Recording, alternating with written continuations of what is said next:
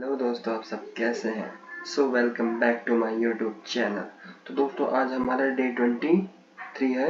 ठीक है, तो आज हम हायरार्किकल डिटरमिनिस्टिक वॉलेट के बारे में जानेंगे कि हायरार्किकल डिटरमिनिस्टिक होता क्या है। ठीक है, तो दोस्तों स्टार्ट करते हैं। तो देखो, इससे पहली वाली वीडियो में मैंने प्राइवेट एंड पब्लिक की के बारे में डिस्कस करा था। अगर आपने वो वीडियो जाके नहीं देखी तो पहले उसे जाके देखें, तभी आपको ये वीडियो समझ आएगी कि मैं यहाँ पे क्या समझाना चाह रहा हूँ आपको। ठीक है, देखो मैंने जो है ये सीरीज पूरी कंसिस्टेंसी से कंटिन्यूअसली सीक्वेंस तरीके से बना रखी है।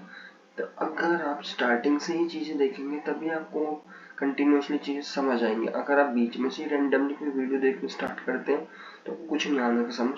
इसलिए मैं हर वीडियो में कह रहा हूँ आपको कि स्टार्टिंग से वीडियोस देखने स्टार्ट करें और एंड तक देखें, तभी आपको ये पूरा कोर्स जो है समझ आएगा। ठीक है, तो दोस्तों मैंने पिछली वाली वीडियो में प्राइवेट एंड पब्लिक की के बारे में डिस्कस करा था। थोड़ा सा मैं इस वीडियो में डिस्कस कर देता हूँ कि ये होता क्या है। ठीक है, तो दोस्तों मैं आपको बताया था कि प्राइवेट की जो है हम खुद जनरेट कर सकते हैं, लेकिन पब्लिक की हमारे हाथ में नहीं होता है।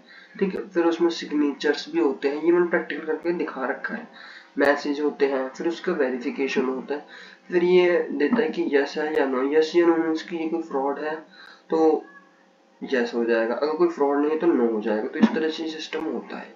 फिर उसके बाद बिटकॉइन का एड्रेस होता है, फिर उसके बाद बिटकॉइन सील बनता है। हमने एग्जांपल लिया था कॉफी का और नूडल्स का एग्जांपल लिया है इसमें कि कैसे अगर आप बिटकॉइन परचेज करते हैं तो कैसे क्या है। ठीक है, तो अब यहाँ पे सवाल ये आता है कि हायरार्किकल डिटरमिनिस्टिक वॉलेट और ये प्राइवेट एंड पब्लिक की जो है मैं क्यों एक दूसरे को बता रहा हूँ, कि मैं इनको मेरे को क्या जरूरत पड़ गई इस टॉपिक में प्राइवेट एंड पब्लिक की के बारे में बताने की। तो देखो ये मैं आपको बता रहा हूँ, अब आपको समझ आएगा कि मैं क्या बताना चाहता हूँ। तो देखो प्राइवेट एंड पब्लिक की में क्या होता है, आप जो है प्राइवेट की खुद से जनरेट करते हैं। ठीक है, अब मैंने पहले वाली वीडियो में बताया था कि ट्रांजैक्शन होती है, उसने कॉफी परचेज करी थी 1.5 BTC। ऐसे आप कुछ भी परचेज करते हैं। ठीक है, मतलब एक ही ट्रांजैक्शन से आप परचेज करते हैं, एक ही आपकी प्राइवेट की है सपोज करो। ठीक है, तो इसमें आप जो है कई प्राइवेट की जनरेट कर सकते हैं। मैं आपको बता दूं, अभी मैं थोड़ी देर आगे बताऊंगा इसी वीडियो में कि कैसे आप जनरेट करते हैं, क्या प्रोसेस है। ठीक है, देखो प्राइवेट की आप जनरेट करते हैं, सिर्फ जो है एक ही नहीं बहुत सारी कर सकते हैं। उसके बाद क्या है, आपने जो है प्राइवेट की जनरेट करी, उसके बाद जो है फिर आपने ट्रांजैक्शन जो है आप उसी से सपोज करो आप जो है एक ही प्राइवेट की से एक बिटकॉइन परचेज कर रहे हो या कोई भी शॉपिंग कर रहे हो या सेल परचेज एक ही ट्रांजैक्शन से करते हो, तो क्या है वॉलेट की नजरों में आ जाता है कि हाँ तो ये कोई फ्रॉड वगैरह तो नहीं हो रहा। वो ट्रैक नहीं कर पाता आपको, समझ रहे हो। उनको क्या है शक होने लग जाता है। जैसे कोई मान लो कोई कंपनी का सीईओ है, उसके तो भाई बड़े में ही सेल परचेज होती है ना, एग्जाम्पल तौर पे बता रहा हूँ आपको। ठीक है, तो उसके तौर पे एक बड़ी ट्रांजैक्शन होती है, तो वो तो कई ट्रांजैक्शन करेगा। तो उस केस में क्या है एक ही प्राइवेट की से करता है, तो वो जो है वॉलेट्स में जो है फिर वो ट्रैक करने लग जाते हैं तुम्हारी ट्रांजैक्शन को, क्या ये फ्रॉड तो नहीं है। फिर तुम्हारी जो पर्सनल जो इन्फॉर्मेशन होती है ना वो डिस्टर्ब हो जाती है, मीन्स की खुल जाती है तुम्हारी पर्सनल इंफॉर्मेशन। मतलब कि लोगों को पता चल जाता है वॉलेट्स वालों को कि तुम क्या ट्रांजेक्शन कर रहे हो।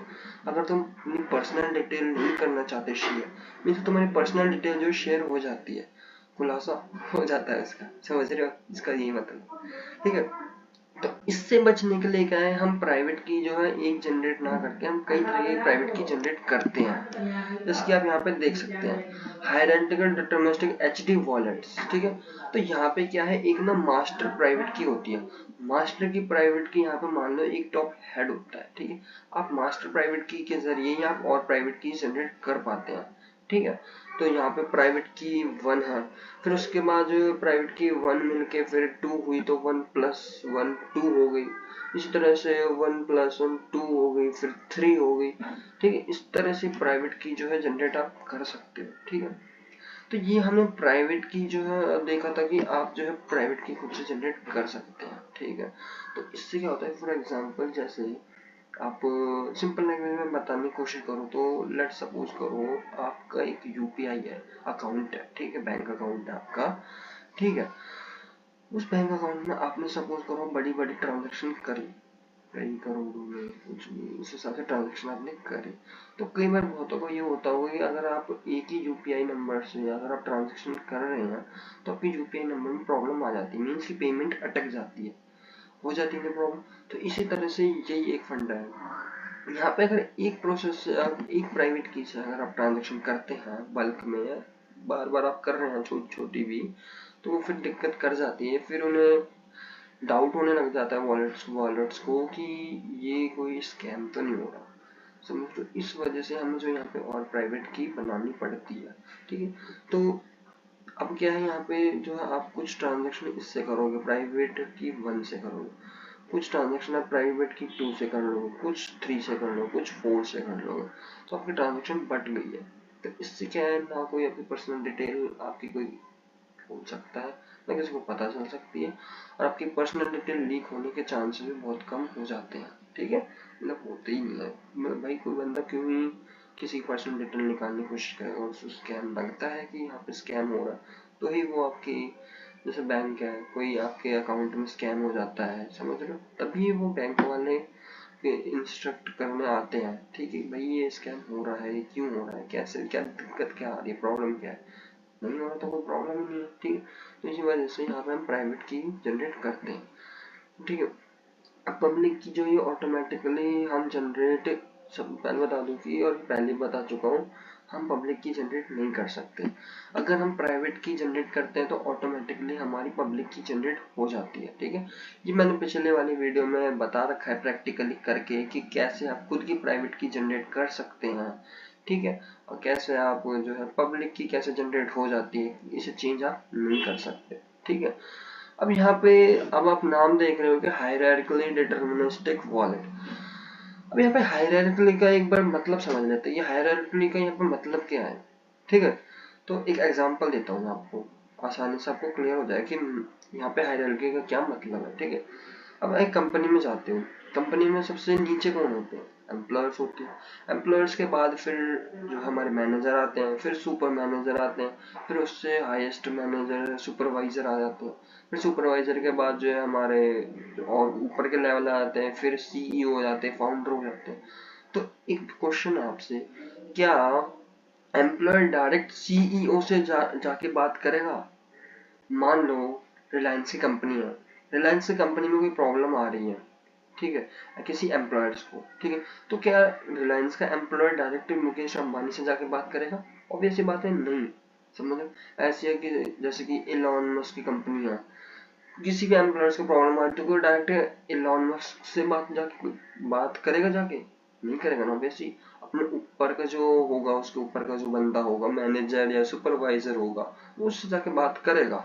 तो ऐसी ये हायरार्की बनी होती है, तो ऐसी इसमें होता है, ये एक मेन हेड होता है मास्टर प्राइवेट की, तो ये ही सबको कंट्रोल करता है, ये मास्टर प्राइवेट की जो है ये सारी की को यही कंट्रोल करता है, इससे समझ सकते हैं कि मेन हेड है।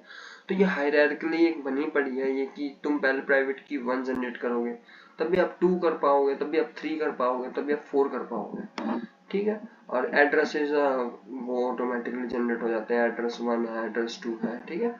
तो ये था हमारा हायरार्किकली डिटरमिनिस्टिक एचडी वॉलेट्स का मतलब। तो दोस्तों अब आपको समझ आया, ये थोड़ा टिपिकल हो सकता है आपके लिए, तभी मैं कह रहा हूँ आप वीडियो को बार बार देखें। अगर आपको समझ नहीं आ रहा है, थोड़ा मैं समराइज कर देता हूँ कि कैसे क्या बताया है मैंने आपको। देखो प्राइवेट की जो है हम खुद जनरेट कर सकते हैं, पब्लिक की जो है हमारे हाथ में नहीं होती है, ठीक है। तो यहाँ पे हम हायरार्किकली डिटरमिनिस्टिक का हम इसलिए टॉपिक ये पढ़ रहे हैं ताकि अगर हम एक ही प्राइवेट की से ट्रांजैक्शन करते हैं तो हमारे स्कैम होने के चांसेस ज्यादा होते हैं, हमारी पर्सनल डिटेल लीक होने के चांसेस ज्यादा होते हैं। वॉलेट वालों को लगता है कि ये कोई स्कैम हो रहा है या तो फिर कोई फ्रॉड हो रहा है यहाँ पे, या कोई हैकर आ चुका है ये, तो इस चक्कर में हमें बचने से पहले ही हमें प्राइवेट की जो है और जनरेट कर लेनी चाहिए।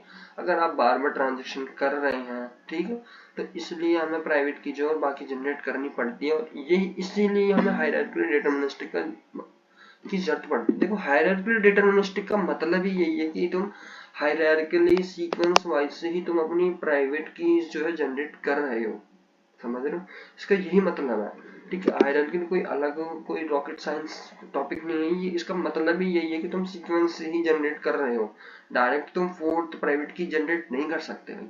पहले तुम 1 लिखोगे, पहले तो फिर तुम 2 लिखोगे, फिर तुम 3, फिर 4 लिखोगे, डायरेक्ट तुम 4 नहीं लिख सकते। तो इससे यही मतलब है तुम पहले प्राइवेट की 1 जनरेट करोगे, तभी अब 2, 3, 4 कर पाओगे। तो ये फ्रॉड ना हो इसलिए हमें ये कीज जनरेट करनी पड़ती हैं। अगर आपके छोटे मोटे बाई चांस कभी कभी आप ट्रांजेक्शन करें तो फिर कोई प्रॉब्लम नहीं है। अगर डेली की अगर छोटी मोटी ट्रांजेक्शन हो रही है या बड़ी हो रही है तो फिर आपको ये प्राइवेट की जनरेट करने की जरूरत होती है। ठीक है दोस्तों। तो दोस्तों यही था हमारा हायरार्किकल डिटरमिनिस्टिक टॉपिक आज का। अगले टॉपिक में हम इथेरियम के बारे में पढ़ेंगे। अगर आपको ये वीडियो अच्छी लगी हो, नॉलेजेबल लगी हो, काम की लगी हो तो चैनल को सब्सक्राइब करें, ज्यादा से ज्यादा लोगों को शेयर करें। ठीक है। और कोई डाउट आता है तो कमेंट करें कि हाँ, आपके देखो जितने कमेंट्स होंगे उसी कमेंट्स के बेस पे ही मैं वीडियो लेकर आऊंगा। ठीक है दोस्तों। और मैं यहाँ पे एक और चीज मैं आपको बताना चाहूंगा, मैंने जो है एक एनिमेटेड एक और कोर्स जो है लॉन्च करा है। मैंने 2 वीडियो डाल चुका हूँ मैं, थोड़ी हाफ एन आवर की है आई थिंक वो। ठीक है। तो आप उसको भी जाके देखें, वो एनिमेटेड आपको क्लियर होगा कि हमारा जीपीयू या सीपीयू क्या होता है, वो काम कैसे करता है। ठीक है। तो वो मैंने एनिमेटेड के जरिए वो बना के आपको बता रखा है कि ये कैसे काम करेंगे चीजें, तब आपको वहां पे और क्लियर होगा कि जीपीयू सीपीयू क्या होता है। ठीक है दोस्तों। तो आज के लिए इतना ही। थैंक यू, धन्यवाद।